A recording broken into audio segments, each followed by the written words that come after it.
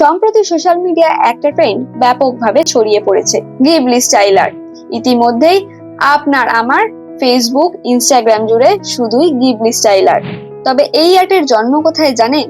1985 সালের জাপানে। Studio Ghibli প্রতিষ্ঠা করেন হায়াও মিয়াজাকি ও ইসাও তাকাহাতা, যারা চেয়েছিলেন বাস্তব আর কল্পনার মাঝে এক অসাধারণ জগৎ তৈরি করতে। তাই তো অন্য সব অ্যানিমেশন স্টুডিও যখন কম্পিউটার গ্রাফিক্সের দিকে ঝুঁকেছে, স্টুডিও গিবলি তখন ব্যস্ত হ্যান্ড পেন্টেড ব্যাকগ্রাউন্ড আর ট্র্যাডিশনাল অ্যানিমেশনে।